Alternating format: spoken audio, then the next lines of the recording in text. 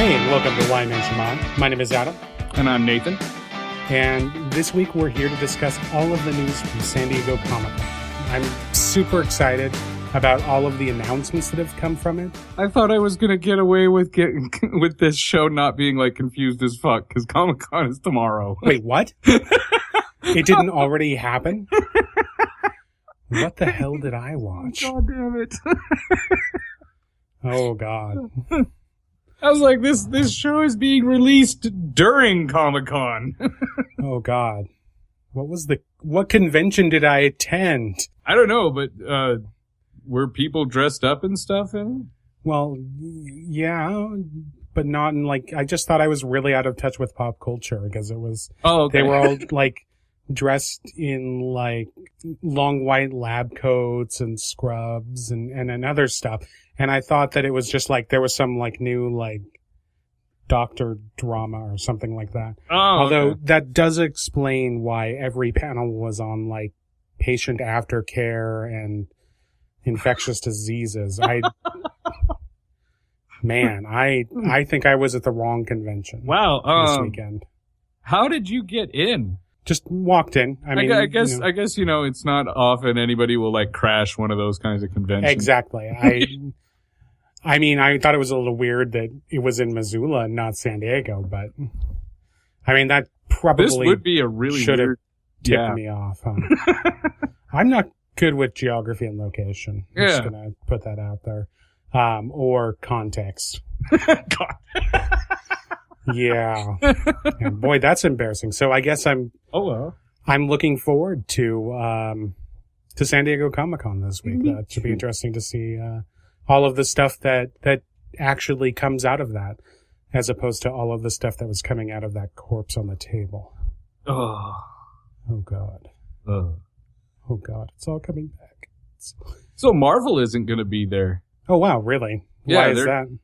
They don't have anything really to announce. Everything that they were going to announce, they already announced. So they don't really have much until when the Deadpool Captain America Civil War. Yeah, Captain America Civil War. Well, that's May of next year. Yeah. Okay. So there's plenty of time to announce shit there. I'm sure there's another convention that I can't remember off the top of my head that will, they'll be able to do something. Or maybe Northwestern Medical Professionals Convention. Yeah.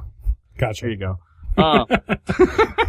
Or maybe they'll follow my lead. They might do the Blizzard thing, we're big enough to have our own fucking convention, bitches. That's possible. Although I'm not sure that they necessarily would want that kind of hassle, because putting together conventions is crazy. Logistical nightmare. I'm looking for. Logistical nightmare. Health inspections suck. Well, the health inspections are taken care of by the venue itself, so you don't have to worry about that. True. But it'd be a whole nother division that they'd have to put together. And God. Frankly, I think for pop culture groups, piggybacking off of other conventions is usually a stronger in this meta, I guess would be the best way to put it. Right. There's not much of a reason to build a convention if you don't have to. And especially since there's already a billion conventions tailor built for Marvel and the culture that surrounds that. Yeah. Obviously San Diego Comic-Con, which is, actually surprising, because I was reading through the schedule, the actual schedule for it, putting aside the fake medical conference that apparently I attended. But I'm actually surprised by the number of actual comic book related things that go on there that you just don't get to hear about, because they get overshadowed by all of these movie studios and stuff like that doing their announcements. So, and then you look at stuff like Emerald City Comic Con, and then all of these various smaller regional ones. In Missoula, it would probably be MissCon or something like that would be the equivalent. Although I doubt Marvel is going to be moving their big announcement schedule slate to MissCon. No offense to the MissCon organizers, who do a wonderful job of promoting that particular convention. Which, we haven't been able to attend and whore out our show yet. That's true. I always have to work. I always forget it's happening. Until like the last minute, and then I'm like, oh, I should go to that, and then I don't. Yeah, I usually find out like the Monday before that weekend, and I'm like, I'm fucked. Sorry. Well, didn't you find out like during the podcast while we were recording? I'm like, it's happening now. It's happening tonight. Yeah. Let's go. And you're like, no, I have a child, and I'm like, no, she's old enough to take care of herself. Whatever, man. Exactly. Like, so for Marvel, setting up a convention is a logistical nightmare. For me, attending a convention is a logistical nightmare. So what you're saying is that you're like 5 steps removed from setting up a convention yourself. Oh God, yes. So we're sad to announce YMHMI Con not coming soon. Probably. Also, there'd be like 5 of us in attendance. And I'm just not renting out a stadium for that. Right. Well, we don't have to rent out a stadium. We could probably rent like a single motel. I was going to say, a hotel room for We have borrowed a small park. Yeah, exactly. A small dog park. We all met up in Nate's basement. Yeah. And that's where the convention happened. Not the creepiest place for a convention ever. No. Hey, wanna come down to my basement for my convention? I got hot dogs. It's got central air. It's warm. No, it's actually really cold down here. I like it. It's really cold. It is cold. You into freaky stuff? Whoa. Wait, what? Whoa. Whoa. Sorry, the character took over there. Oh, yeah. Way to dive into that character. Wow. Yikes. I don't know who that is. So now you've realized Adam is definitely a character actor. It's true. You can see my roles in great 1950 sitcoms and radio programs. And 1950 radio program sitcoms are really my specialty. And it's unfortunate that they are, because I was born about 30 years too late to get into those. So, well, you were born 30 years too late to hear any of those. I'd say it'd be more like, well, right. I mean, 50 years too late. I believe the gist of the joke is that it was all happening 30 years before I was born. 30 plus years. Basically, you're fucked. Yeah.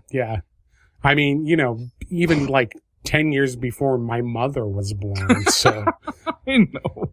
It's not that I wasn't like a twinkle in my parents' eye. My parents were not a twinkle in their parents' eye during the period when when I would have been a great character actor. Exact. Grandparents still in high school during the... I mean, no, but they were in there. One of them had fought in a war by that point, and all right. Yeah. Anyway, that aside. So, what have you been up to this week? So, let's switch topics to games. Oh, right. That's the thing we cover, not conventions and No, we do that too. Oh, we do. That's true. Conventions we don't attend. We cover conventions we don't attend. Anyway. That's terrible. The fact that that's actually true. On to happier notes. On to happier notes. Playing video games. Woo. Okay, so I actually picked up Ark. This week. Yeah. It's. I'm not familiar. Oh, okay. It's it's one of those survival games, kind of like Rust, and it's the drop you off on a deserted island or whatever and try to survive. Good luck. Oh, okay. Yeah. Awesome. So it sounds like my childhood. No, that's not true. Yeah, exactly. Abandoned in the woods. Oh my God. Yeah, Mary needed a break, so fuck off. No, so it actually was really good. The graphics were amazing. One of the shticks of this one is there's dinosaurs on the island. So, yeah. Apparently I'm being dropped off on Isla Sorna. Okay. Yeah. Good reference there. I like it. Nice. You're welcome. Christopher Pratt is I know, and I haven't seen Jurassic World yet. God damn it. I need to. I've actually heard it's really good. But anyway, it's really good, unlike that game. Or unlike me playing that game. Because apparently I really suck at survival games. That's what I found out this week. What? Yeah. No, like, okay, so, you gather, like, materials, and, I started by killing off a bunch of dodo birds. Mm-hmm. So I survived for a few hours, all the way up until I committed suicide by punching something closely resembling an ankylosaurus in the face, and then proceeded to get killed by it. Yeah, that seems like just in general, a bad idea. Bad idea, yeah. No, well, so I was running around, so I actually, you start off on a beach, and, there's a couple triceratops on the beach, and they're pretty neutral to everything going on. Yeah. And then there's also a bunch of dodo birds running around. So I beat the fuck out of some dodo birds. That was fun. And then you can actually, like, gather up berries and leaves and thatch and shit. And in order to, like, you can make clothes, and you level up by beating on dodo birds, and you get, whenever you level up, you can, get recipes in order to make more stuff. So, some of the recipes, you obviously, you need tools, right? Mm-hmm. Well, all the tools need wood. Right. And for the life of me, I could not find any wood. So I'm like, maybe it's a little like Minecraft, right? Did you punch some trees? I punched a tree. That seems logical. Ow. Yeah. No, don't do that. It hurts. It hurts real bad. Yeah, like after like 3 punches, your screen starts flashing red, and it's like, oh, look, I'm bleeding from my arm. Okay. So bad idea. Did you try picking up a rock and hitting the tree with that? Oh yeah, I tried equipping a rock. I mean, I had like 60 some odd rocks, because there's rocks fucking everywhere. Did you try yelling at it? Like harsh words? Maybe the tree is weak to that. Yeah, the game didn't respond at all when I was yelling at it. Okay. It is not there is no voice command. Dang it. I know. Like, die, tree! Die! Goddamn you fucking tree! Nothing. Not even nothing. Not a dent. Not a dent. Harsh Nothing. words. Do not. I can just see your journal. Hands bleeding. Rocks ineffective. Harsh words. Nothing. Harsh words. No response. Voice Try punching Triceratops. Yeah. No, I didn't punch a Triceratops. Tried punching Ankylosaurus. Yeah. So what I did, like, after I couldn't find any, after I, like, went up and down this fucking beach trying to find some wood, I decided to go exploring. Because, fuck it, why not? I had berries to eat. Right. Which there is actually, a very hallucinogenic berry that will actually make you pass out. That was hilarious. Took a berry, all of a sudden the screen started turning purple. I'm like, that must be the wrong berry. That seems problematic. And then, passed out, woke up later. It's like, you're hungry and thirsty and cold. And I'm like, shit. That's so fair. Then I went explore. Regular Yeah, Thursday exactly. night. I'm like, well, that's what happens when you're in the middle of the night in an island somewhere, and after being passed out from dark, and you've been passed out. Yeah, exactly. You're now hungry and cold, and it's real. The weirdest thing I've noticed is just randomly. Well, probably not randomly, but it seemed sort of random. All of a sudden, it'll just say you defecate. Just you the defecate words pop on the top of the screen. The words pop up on the top of the screen. You defecate, and it's like, really? Like you didn't get a warning, or yeah, It just I was like, what? I found a button that said, you push the button and it says you are not ready to defecate, and I was like, okay. Is there like a meter, like a exactly. bowel meter or something like that you have to keep track of? Yeah. Or I guess. Apparently, I didn't find it. But yeah, so just random. Oh, by the way, you shit yourself. Fair awesome. enough. I mean, who doesn't? Who doesn't? I know. Who at random will not just be wandering around a deserted island in the new clothes that I just made after gathering a fuckload of fat, and then suddenly shit myself?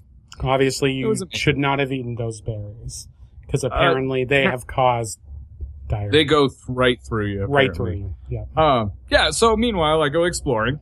Found a big old, pond, and I looked across the pond, and there was a T-Rex attacking and then eating another dinosaur. So I decided to go check that out. they actually didn't do anything. He was busy with eating the other dinosaur he just killed. So I walked up to it. I was like, hey, that's pretty cool. I'm going to go this way now. So I went off, and that's when I found the Ankylosaurus and punched it in the face, and it killed me. And thus ended your adventures. And thus ended my adventures in Ark. Okay. But all in all, if you know how to play the strategy games and you know how to find wood, probably a good game. I would assume that, like, walking up and down, like, when you were talking about that, walking up and down the beach might have been a good idea. Just, like, driftwood, I guess, that's would be what I would be looking for. Yeah. Yeah. But nothing. Yeah, I found a bunch of, I even found, like, a bunch of fallen trees and was like, maybe if I try to punch this branch, maybe it'll come off or something. Nothing. Yeah, that's one of the difficulties about, like, these types of survival games is a lot of times, like, sometimes you can go through and figure it out, but if something's not readily apparent, you end up having to, like, use a wiki to find anything out. And I think that's a little unfortunate, because then you're lost, naked, stranded, and alone on a mysterious island with a phone with access to Wikipedia. Exactly. But only access to Wikipedia, nothing else. Oh yeah, no, I could have, like, shift tabbed, because, you know, playing Steam games, shift tab, you get a web browser. I could have opened it up, or I have two monitors. I mean, or alt tab and just go to a monitor. Or alt tab, exactly. I could have done any one of those things. I didn't none of those things. Yeah, right. And I don't think you should have to in general. Just one of the biggest problems with it. Yeah, zero tutorial whatsoever. Which, to be fair, if you were stranded on a desert island, it's a survival. That would be I'd expect at least, because the first thing I had to do was start just pushing random buttons on my keyboard to figure out what did what. That's where I found the "you are not ready to defecate" button. So see, that's actually, like, it's not just that you're stranded on the island, but you're taking stock of how, like, injured you are after, you know, being stranded from, you know, so, like, you're, like, testing your legs to make sure they still work, and testing your arms and testing your ability to defecate, that sort of thing, you know, normal stuff. Like, that I do every morning when I wake up. I'm like, legs. Okay. How do I know that's the arms? That's the arm. Okay. Legs. There we go. Got it. Legs, got it. Not ready to defecate. Okay. Turn good. left, right. Yeah. Okay. Roll out of bed. Sure. Press, you know, F to pay respect. Something like that. Yes. You know. Strafing does not work. Ow. Exactly. Punch a tree. So overall, it sounds like if nothing else, you at least had an interesting experience. If nothing else, I parodied the fuck out of the game while I played it. Yes. There we go. I mean, and one thing I noticed, it's still in early access. So, I mean, how far along in early access do you think it looked? It looked pretty polished, dude. It was solid. I mean, there's a couple things, maybe the user interface could be cleaned up because it seemed kind of meh. But I mean, other than that, everything looked just sharp. It was, and the like I said, the graphics were beautiful. It was a sight. That's one of the, actually, that was like the first 5 minutes of me playing that game. And then it was like, oh, hey, look, there's a dodo. I'm going to go punch it. Right before hey, that tree, punch it. Basically I went around punching things. Yeah. But no, the first 5 minutes was just looking around going, damn, they actually did a really good job on this. So I'm kind of looking through some of the screenshots here, and one of the things that pops out to me is at some point there's a dragon. Like, there is definitely something that is a giant lizard breathing fire. With wings. Yeah, I didn't find that. Okay. I'm just curious, because it's breathing fire on, like, some people riding actual dinosaur-looking things. And then followed by a screenshot of people riding giant scorpions, which just seems like a bad idea. Yeah, I think I didn't get very far in it at all. Yeah. Because, I mean, you apparently gather M16. If you play online, I mean, there's giant scorpions. Mm-hmm. If you play online, you gather people and you become like this little, like, tribe, whatnot, and you can build forts and shit. And, you know, it becomes a much more complicated game, I'm sure. Because, yeah, you can, like, ride all the different dinosaurs. Like, apparently you can ride a T-Rex, and holy fuck, yeah, that is totally a dragon. Yep. There we go. What the hell? So, Ark Survival Evolved. Ark Survival Evolved. There we go. I don't know what else we can say about it.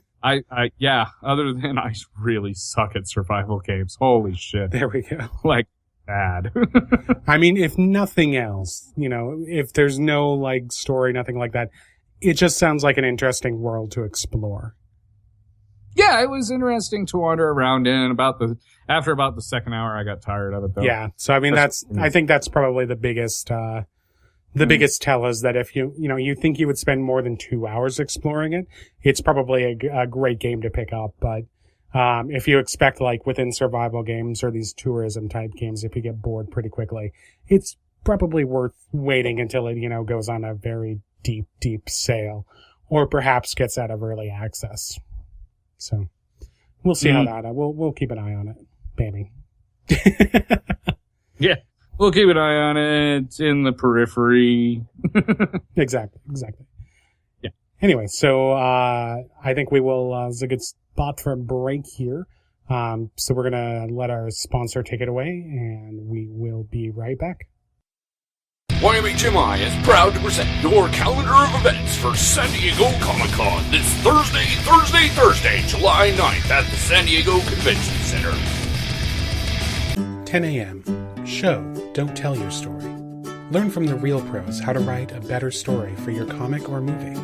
Get ready to crush your next project. 11 a.m. Cosplaying 101. Get tips, tricks, and our silent judgment on the best way to put together costumes for the characters you love. See why your costumes suck. 12 p.m. The autobiography of a starship captain. Listen to excerpts from the life of a fictional character read by an aging star still milking a career long dead. It's lunch, and no one else wanted this time slot. 1 p.m. Hour-long toy commercial.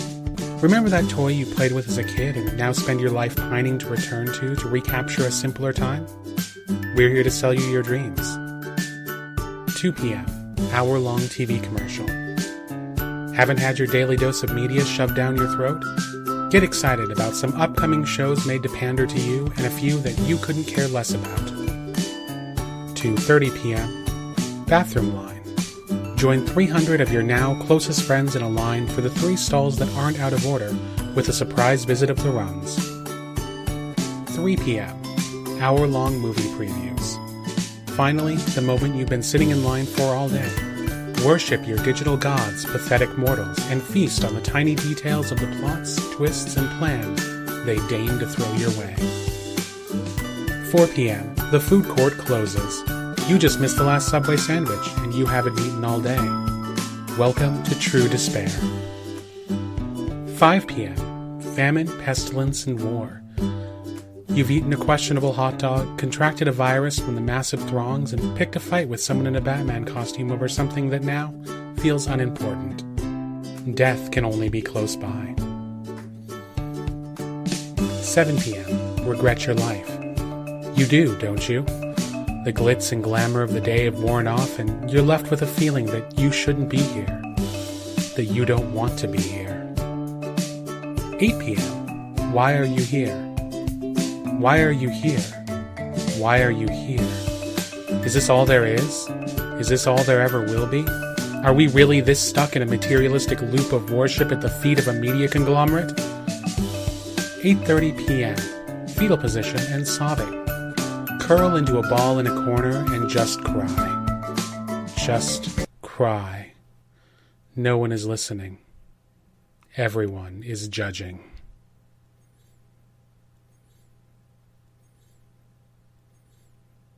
(9 p.m. Comic-Con Concert Series. Join the fun with some of the best musical artists, including themes from your favorite shows and a few surprise guests on stage. This has been the Comic-Con Community Events Calendar.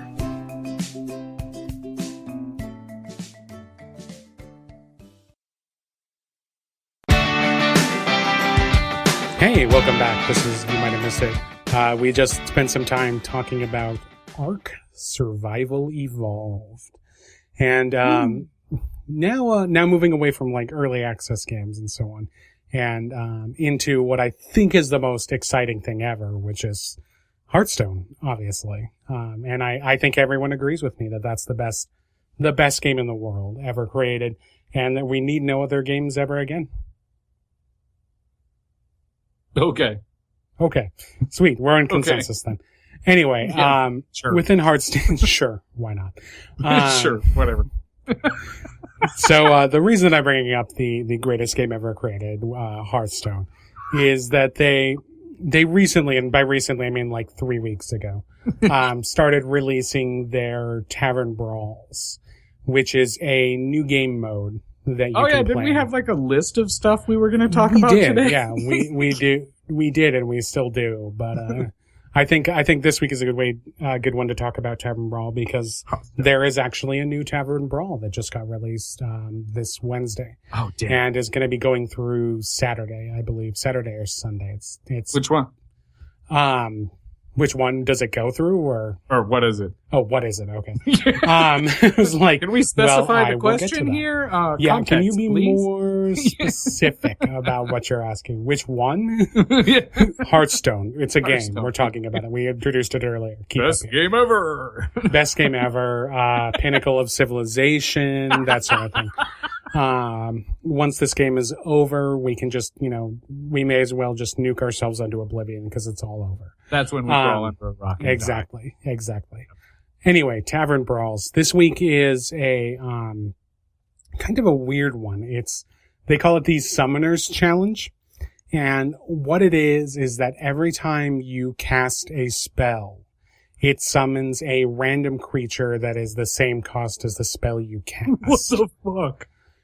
So, for example, let's say you're playing a mage. A mage has a lot of spells. So if you cast a Frostbolt, which is a 2-mana spell, it will randomly summon any 2-mana minion in the game and put it on the board for you, along with getting the effects of the Frostbolt spell. Oh my god. And so this leads to some really crazy, just random situations. I want to Pyroblast. Exactly. Pyroblast is a great wing because there's only, I believe, like 2 minions you can summon off a 10-mana spell. And that is Deathwing or I believe a Sea Giant. Those are your 2 options. Oh god. And so either the 10-10 or the 8-8. Those are the 2 you can summon. Which totally worth 10. Totally worth 10. Considering they're combined with a Pyroblast, yes, worth 10. I definitely think after you cast a 10-mana spell, and there's actually, I believe, 2 10-mana spells in the game, which is Pyroblast is one of them, and then Mind Control from Priest is the other one. Oh, right. So after you get a Pyroblast or a Mind Control off, and suddenly you have a 10-mana minion on the board, I think you're pretty much either you're going to just win that game at that point, or you're just losing next turn, and it's just I might as well have just done that because fuck it. Exactly. I want Deathwing on the board, or exactly. I at least want the chance for that. Exactly. I've got a 50-50 for Deathwing. Let's go. Wow. Yeah. So what's interesting about this particular challenge is that when I first approached it, and this is kind of true with all of the challenges that have come through so far, has been it's not entirely apparent how to play it.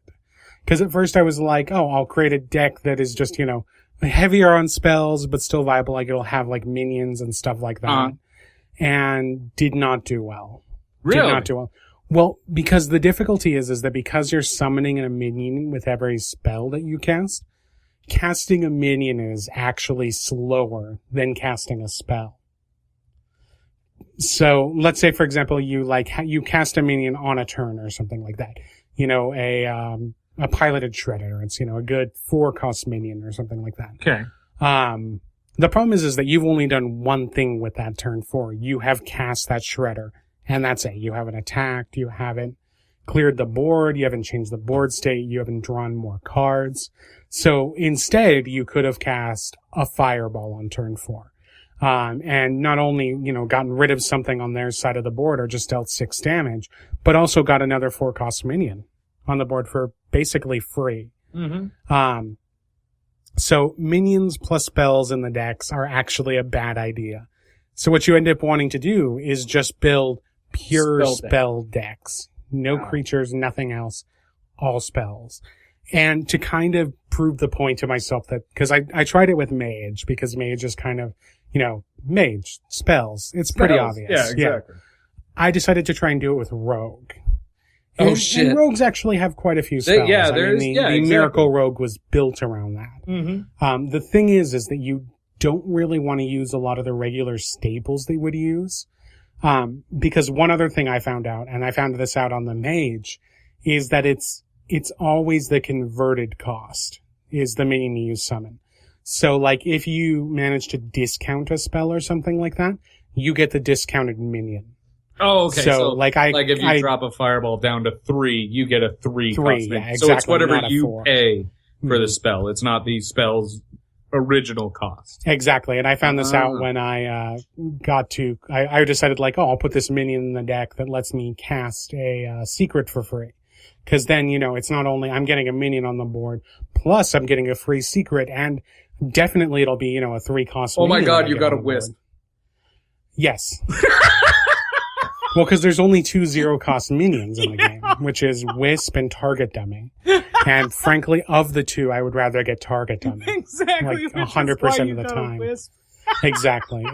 So, awesome. 1, I got my butt kicked in, again, because I included creatures in that deck. And then 2, because I was, giving up tempo advantage by discounting my own spells and getting stupid wisps and stuff like that. But with the Rogue, it was actually kind of surprisingly successful because stuff that's normally very slow, like casting sap or something like that, is actually really fast because you're putting a minion back in your opponent's hand, which means that they're not casting a spell that turn when they play that minion. But you're also getting your own 2-cost minion.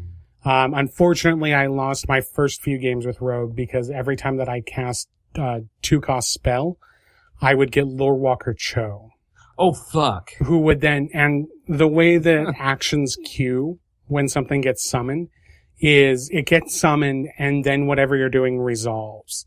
So I would cast this 2-mana spell, Lorewalker Cho would appear on the board, and then they would get the spell I had just cast. Oh, no. Yeah. Oh, damn. So, unfortunately, anytime the Lorewalker Cho ended up on my side of the board, I would generally lose those games. Oh, Christ. Yeah, it was not great. Yeah, as soon as Lorewalker Cho comes out, it's like you're basically copying every spell between each other. Well, yeah, and the other part of it is that, like, suddenly them having that creature in their hand isn't a liability anymore.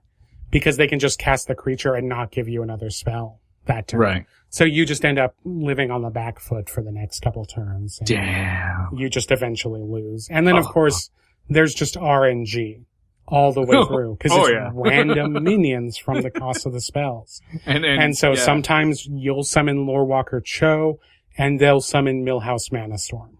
Oh, shit. And then you're just like, nope, I give up. We're done. We're done here. This is over. I'm not even going to try anymore. Shit. So it's an interesting combination of really fun and super frustrating at the same time. But overall, it's pretty fun. Yeah, that is sometimes generally the game of Hearthstone. Greatest game ever. But this is just like kind of one of the challenges they put forth in the last couple of weeks. Previous to this one, and the one that you missed is the web spinner one. Yeah, I missed which is entire decks of web spinners, which are again RNG. 1-cost, 1/1 spider minions that when they die will summon a random beast to your hand. Yeah, well. And the entire deck was basically 20 of the web spinners and 10 random class card spells. Really? Mm-hmm. Yep. So you could play your mage web spinner deck or your rogue web spinner deck or your priest web spinner deck or something like that. And oddly enough, I found priest was actually pretty powerful. Really? In those matchups because you could heal. And a lot of their class spells are buff spells. So suddenly all of these 1/1s that you have become like 1/3s and can just sit there and clear things out for you for a while. Oh, damn. Or they become, like 3/4s or something like that with, several other spells. So big burly web spinners, basically. Exactly. And then you're still getting, of course, all of the random minions. And then there's a pre-spell called Mass Dispel, which silences all of your enemy minions. Oh, damn. And one of my favorite things that happened was I was playing against a rogue, And they were just drawing web spinners left and right and throwing them out. And so I just kind of like, I had the Master Spell in my hand and was kind of staring at it the whole time and like, when can I play this? When should I play this? And I started falling behind on board. And one of the things about this particular mode is that you really rely on the creatures that you're pulling out of the web spinners in order to keep up momentum, because you're eventually going to run out of 1-cost cards. You will go through your hand incredibly quickly. Oh, I bet. As you keep casting them out. So when you have like 6 web spinners on the board and you're down to like 1 card in your hand, which is another web spinner, what happens when your opponent, who's got a full hand, just suddenly decides to be like, all right, silence all of your web spinners. You aren't getting creatures out of those. Oh, damn. And that's what you did to And him? I just silenced about 6 web spinners off on their side of the board and then started clearing. And my opponent just kind of like 2 turns later, looking at their hand, looking at my board state, because I'm getting all the really great creatures. And it doesn't even trading web spinners. And it doesn't even matter if I'm getting great creatures. I could be getting shitty creatures, but I've still got cards. But they're still better than the 1/1s on the other side, too. Exactly. So my opponent then conceded about 2 turns later after I cast that. So it's like, yes. I can see that being I win. Exactly. So yeah, it's just some surprising combinations. Then the first, like the previous week to that was you got some bananas, and that was just weird. It was interesting, but it wasn't really noteworthy overall. It was kind of a weird, but the first week was Ragnaros versus Nefarian. I played a couple games of that. Yeah, which if you played a couple games, but if you, for a listener, if you played Blackrock Mountain, you may remember playing against Nefarian and playing against Ragnaros in those fights. Well, this lets you take on those roles. And it was an interesting one to start off with, because in retrospect, it really does kind of describe what the brawls were about, which is random kind of unfair challenges for the most part that are just really fun to play with, but can be a little bit frustrating if you're trying to, if you get into a competitive mindset with them. Because again, you can't control a lot of the stuff that happens with them. And one thing is that on the obvious side with the Nefarian versus Ragnaros thing, Nefarian actually most of the time had a really stronger deck than Ragnaros. And it wasn't impossible to win as Ragnaros, but for the most part, the numbers bore this out, is that it was much harder. You were basically, when people kind of gathered, unofficial numbers, but you were generally 75% chance to win if you just drew Nefarian as your hero for the battle. And you only had about a 25% chance to win if you drew Rag as your hero. When you started out. Yeah. On that, really? Yep. Okay, because I ended up being, because I actually lost to a Ragnaros. Wow, that's embarrassing. No, I'm kidding. It was. No, the guy got out 2 Corehounds. Mm-hmm. Like, cleared my board and then got 2 Corehounds out. Yeah, no, and it's not impossible for Rag to win. And fuck those Corehounds, because they soon became 6 Corehounds. Yeah, no, I mean, there can be, it's a tough battle. Don't get me wrong. And if Rag can get, with that first one, and I don't know if it'll ever come, so talking about strategy for it may not be particularly useful now. But basically, if you played Rag as a control deck and treated Nefarian as an aggro deck, your chances of winning went up significantly as Rag. Oh, okay. But you did have to get a lot of your early control cards out, and really be able to just hold off, for about 5 or 6 turns until you could, get your very, cause you have to break a weapon before you can get your hero power. Right. And just be able to deal 8 damage randomly to anything, which pretty much just kills everything on Nefarian's board. But you have to survive long enough for that to happen, and then you have to still have stuff you can play afterwards. So, right. I did win as Ragnaros quite a few times, and I lost as Nefarian a couple of times as well. But it's definitely something where, like, if I drew Nefarian, I was just kind of like, okay, easy game, easy life. We're good to go here. And if I drew Rag, I'm like, oh, God, this is going to take thought. This is going to take a while, and it's going to take a lot of thought which, like when I was on, I think like my 15th game with that, I was just like, oh God, not rag. I don't want rag. I don't want to think anymore. And so at that point I was like, okay, time to close down.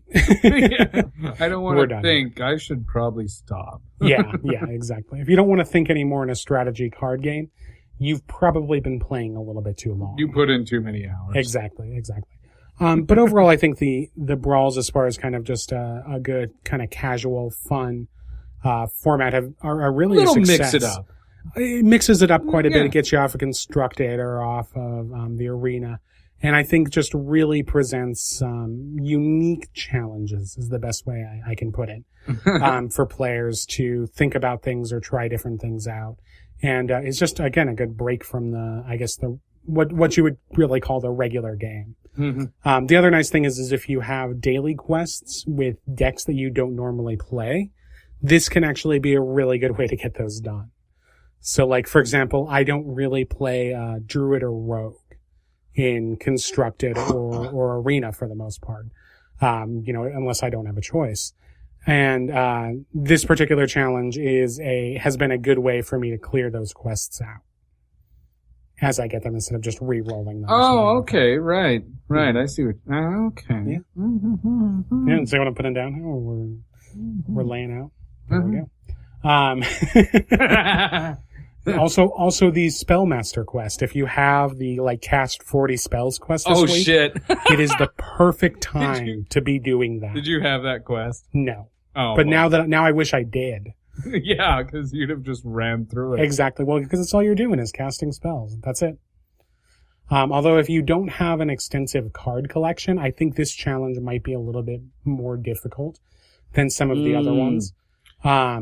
Because one thing that's nice is that, within my collection, I have a lot of spells. Not every spell, by any means. But I have enough of them that I can just build full spell decks. Mm-hmm. But I think with just the basic cards unlocked, you're not going to be able to do that. So there is some problems with, this particular challenge. But other challenges, the Rag versus Nefarian, the Web Spinner decks, those are very, I think, new player friendly. Yeah. Because, they basically provide you with decks to play with on those particular challenges. But even the deck building ones, I have a free to play account that I will play on my phone because for some reason I refuse to play my main account on my phone. Don't know why. Really? Yeah, I don't. I think I just like the lower pressure of free to play games on my phone rather than having to think through turns and that sort of thing. Because on my main account, I'm usually, hovering around rank 10 or 11. Right. And then, sometimes even lower than that if I've been pushing for the month, which means that the games tend to be harder, which means they demand more of my attention. And on my phone, a lot of times I'm just kind of playing as I do something else or wait for something else to happen. Right. And so being able to actually go into a casual game and not find myself up against because of the way that my matchmaking works. So to give an example of this, when I was getting ready to do the beginning Hearthstone series and I wanted to test out some of the basic decks I'd built and just see how actually viable they were, see if there were, changes I wanted to make in them. I built them on my main account. And then, so that I didn't have to unlock every cards on another account. Uh-huh. And so I decided to go into casual matches to see how I did with them. And the difficulty is that casual matches, when you're at that, I guess, rank, is very different than casual matches on a starting account. Right. So casual matches are not really all that casual. They're actually still very competitive because I still found myself playing these basic decks against high level meta decks. Uh-huh. So I was playing, I was playing with only basic cards against control warriors with, 50 trillion legendaries in their deck. Oh yeah. Or, you're looking at oil rogues or mech mages and, right. You're looking at these people not playing casually. They're playing, I'm going to test out this deck, see how it plays before I bring it into ranked. Or not even that. They're playing, within that particular casual mode to finish quests, but they're essentially net decking out these particular decks or something like that. Or they've just hit a wall on, ranked mode and maybe want some easy wins or something like that. Or maybe they just want to play a casual game and that's the deck they have or something like that. But it is annoying when you're suddenly on a face hunter in casual mode. And it's like, really? Really? Why are you doing this? This is just dumb. Go away. You're horrible. You are a horrible human being and I hate you. And then you move on to the next casual game, seething in rage. But it made it tough to test those decks because, I couldn't really test them in the environment they were meant to work in, which is higher level ranked play, which is, 20 or 25 and, to 20, trying to just get your card back for the month. Or in more casual matchmaking where you might come up against, an actual basic deck, or even just a deck from, the starters or something like that. So yeah, that's it. But Tavern Brawl, a lot of fun. Definitely check it out. I'm not actually sure what the point of that story was now. I kind of lost the thread somewhere along the way there. Basically, I hate face hunters. That's the thread of the story. Hate face hunters and not an enjoyer of Control Warrior. Not because I don't like the deck, but because the games just take forever. And it doesn't matter if they overpower you. They still take forever because it takes them 10 turns to do anything. So yeah, please stop playing those in casual mode so that we can test decks. so that Adam can play random decks. Exactly. Anyway, I think that's a good stopping point for this. So we will be right back after a word from our sponsors. You've fought in the air, the land, the sea, in the desert, in the city. Now you will fight in the most brutal arena yet, the Pentagon. Fill out your supply requisition forms, maintain scheduling of shipments, keep your office supplies at the ready. With true copier and paper jam physics, and an ink meter on your pen that never seems to have enough. Featuring character customization like your choice between blue or black ink. Maintain progress and keep your boss happy. Or hear it from him. Call of Battlefield Pentagon Office by big name Heartless AAA Studio. You'll buy it anyway. Coming 2016, available for pre-order on Steam, Amazon, and at your local GameStop.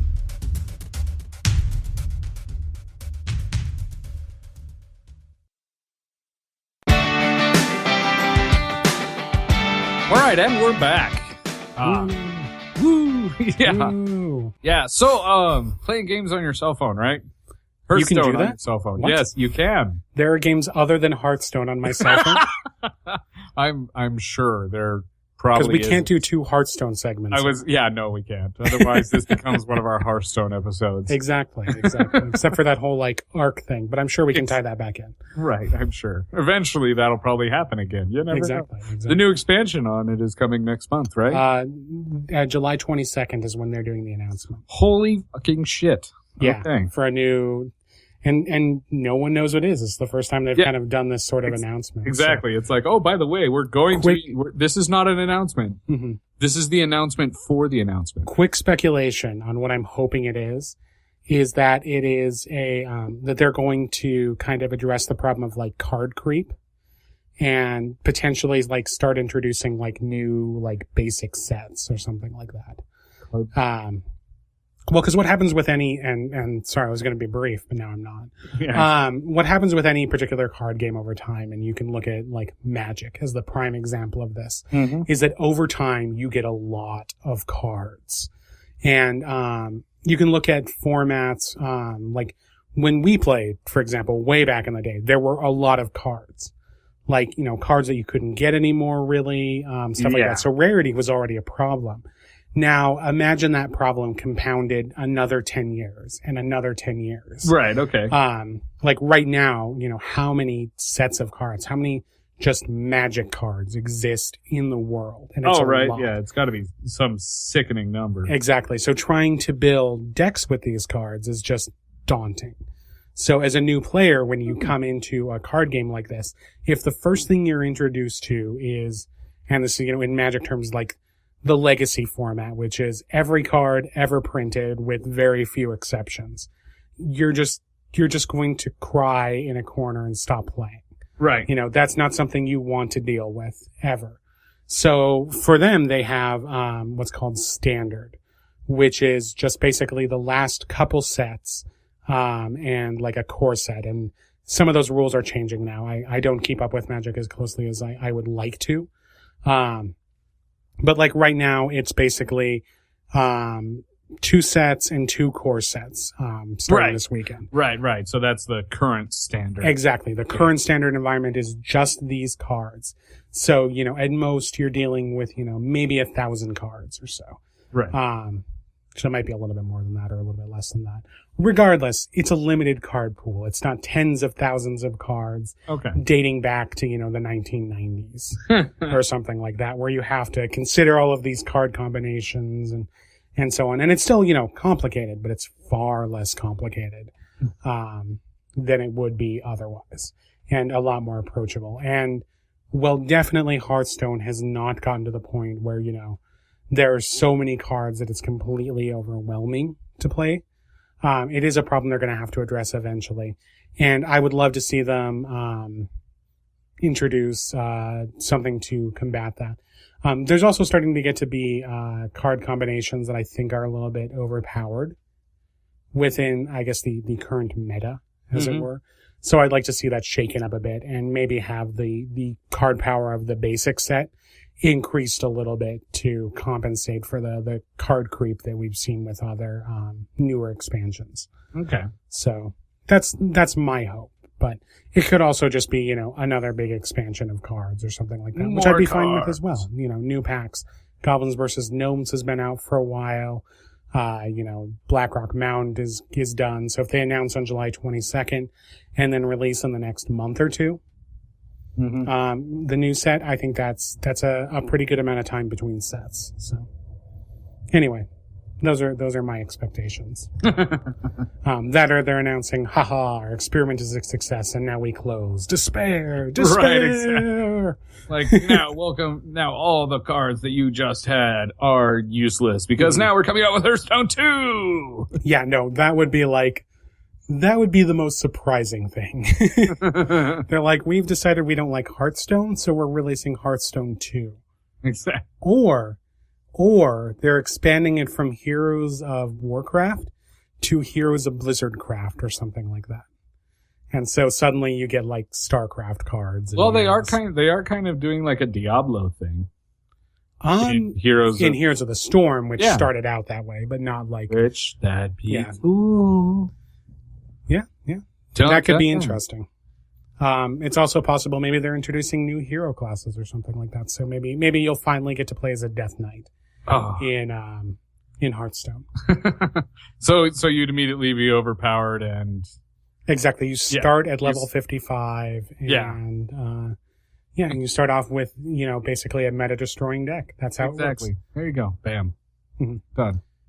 Anyway, we were talking about mobile games other than Hearthstone. Mobile games other than Hearthstone. So, lately, actually, the last couple days, Monday, buddy of mine was like, dude, you need to play this game on your phone. I was like, what? No. My phone plays games other than Hearthstone? Yeah, it's like, I do things other than, news on my phone and track what beer I'm drinking. Cold smoke lately, by the way. Okay. Good stuff. Good choice. Yeah, so it's called Summoner's War. It's actually pretty interesting. It's kind of generic old school RPG type thing. You build a group of in this case monsters. And they each have different attacks, and I mean it is kind of your standard, turn-based kind of, it uses more of an ATB gauge. Like the old Final Fantasy games. Yeah, the active time battle gauges. Exactly.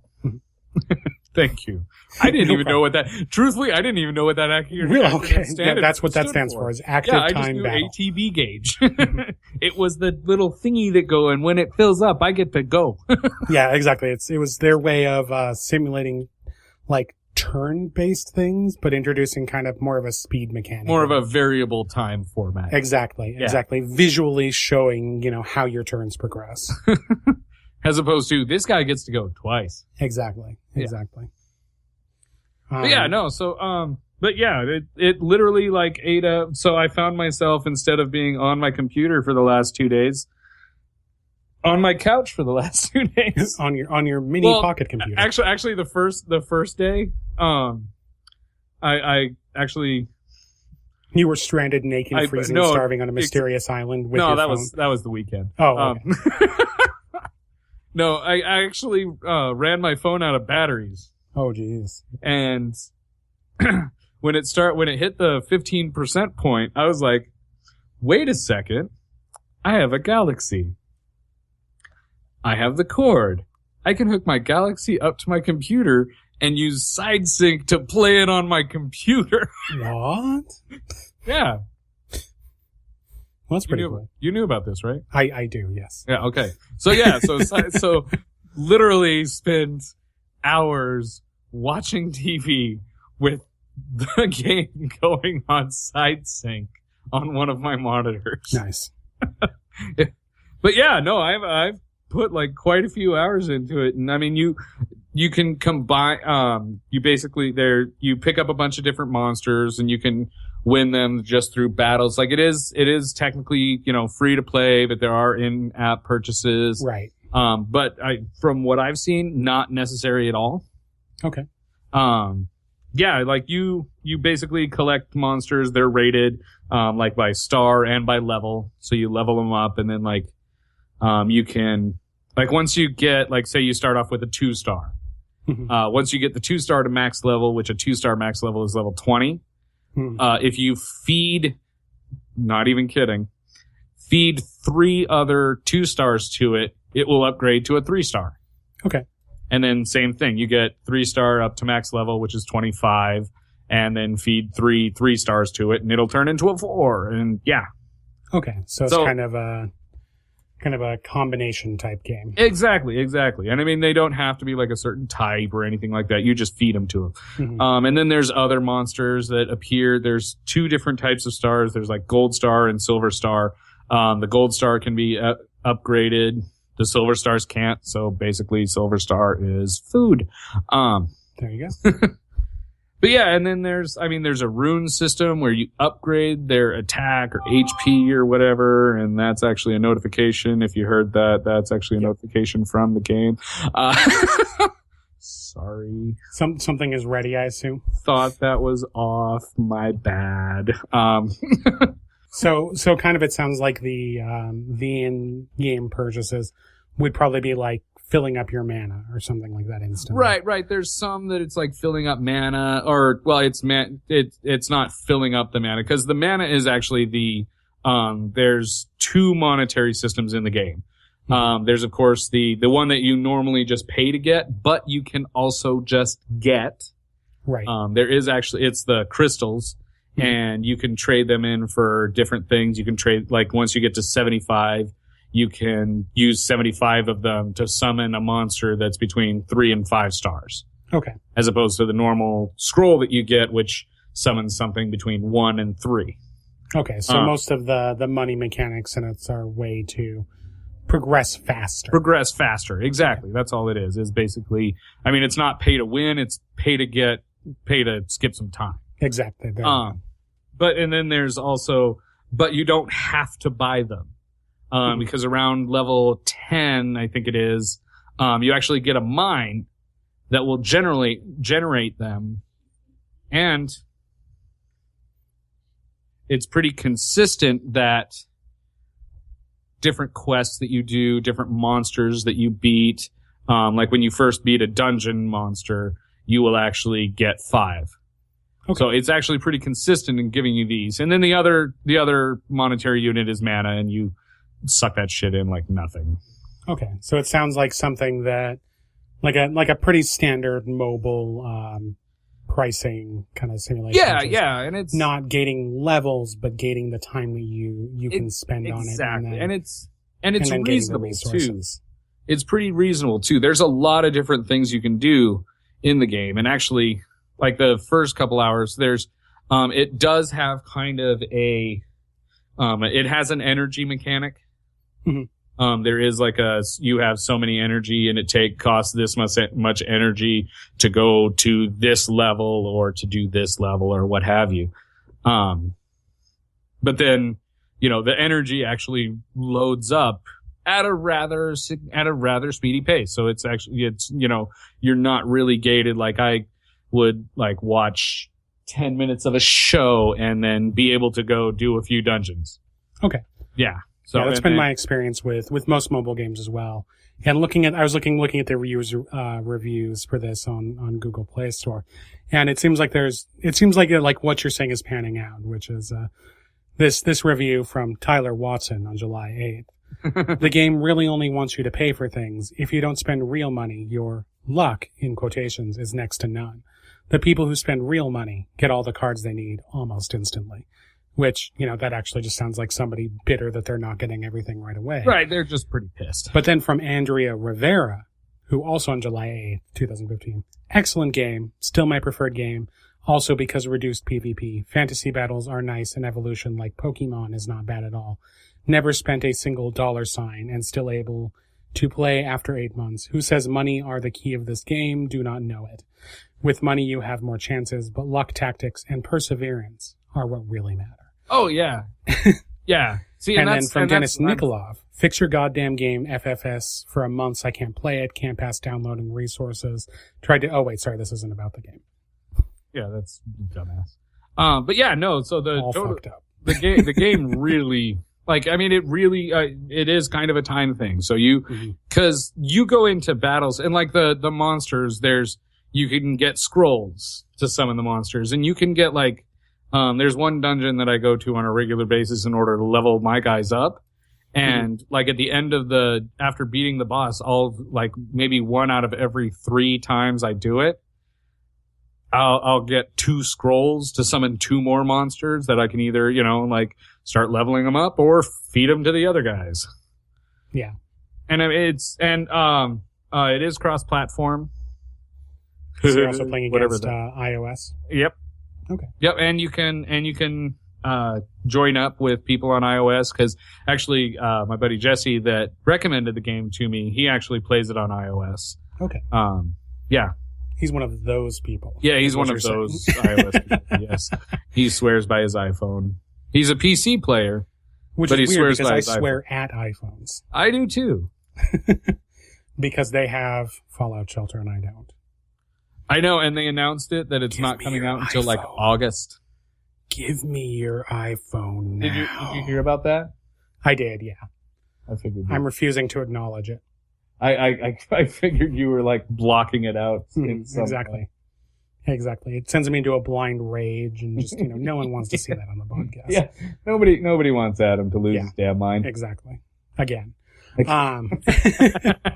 no, it sounds like a fun game and I think, looking through again the reviews, which some of them are just funny to read.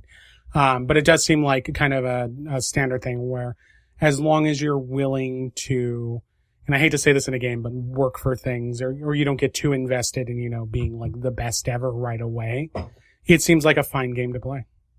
Oh yeah. Like I said, I've enjoyed it significantly, literally for 2 days.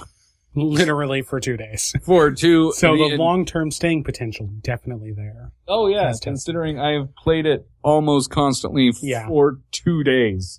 Well, that's one thing I've noticed with a lot of mobile games, and it'll be interesting to see how long you keep playing it. Because one thing I found with mobile games, obviously other than Hearthstone, is that I will play them really intensely for maybe like 2 or 3 weeks if it really holds my attention.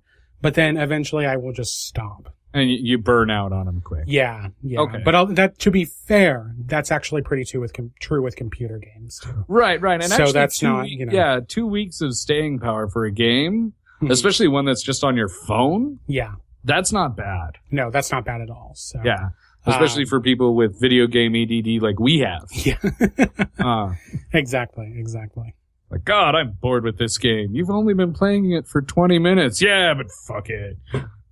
It's over. I punched already some trees. Punched that tree. I defecated. We're done now. All right, well, that sounds like a lot of fun. So, definitely, I will definitely have to check that out. I might in fact be installing it on my phone as we speak. Excellent.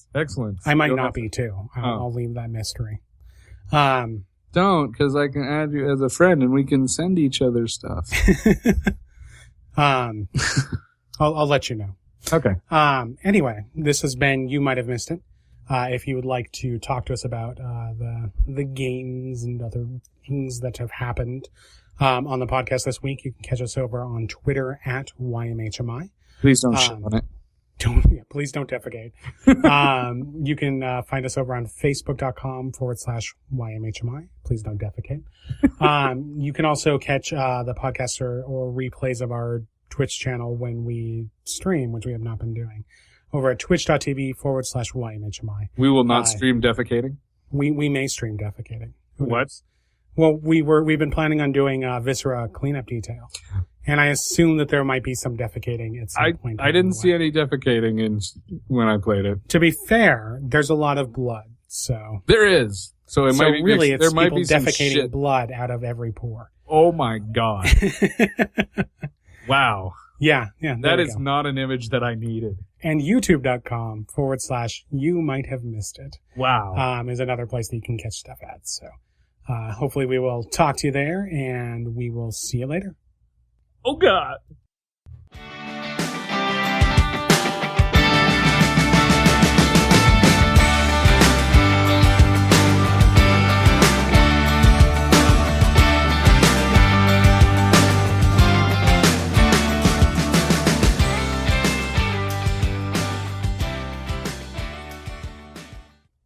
Yeah, no, seriously, like, it was like the second Jurassic Park.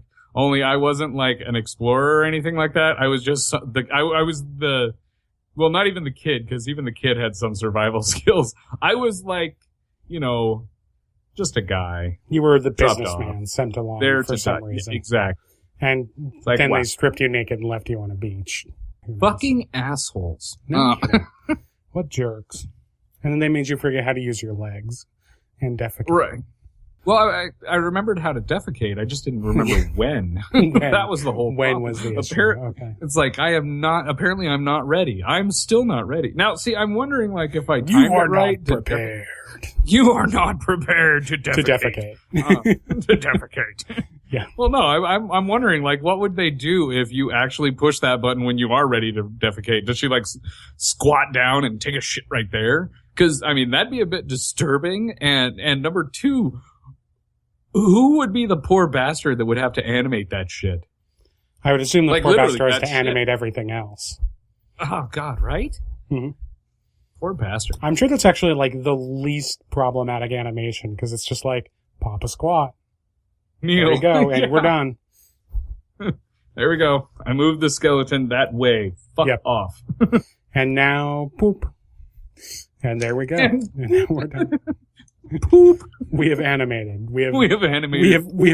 We can truly stop everything now. We have reached the pinnacle of animation. Animation.